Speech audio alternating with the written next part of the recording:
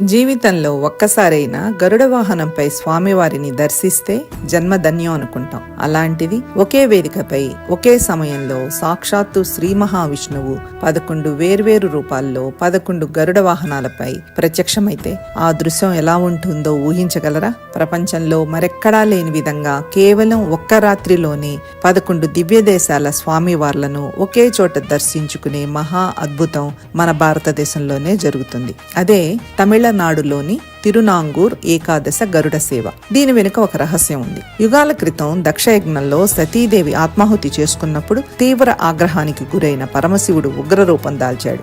ఏకాదశ రుద్రుడుగా అంటే 11 భయంకరమైన రూపాలు ధరించి ఈ భూమిపై ప్రళయ తాండవం చేయడం ప్రారంభించాడు. శివుడి క్రోధాగ్నికి లోకాలు తగలబడిపోతుంటే సృష్టిని కాపాడడానికి సాక్షాత్తు ఆ శ్రీ మహావిష్ణువు రంగంలోకి దిగాడు. శివునిలోని ఒక్కో రుద్ర రూపానికి ఎదురుగా 11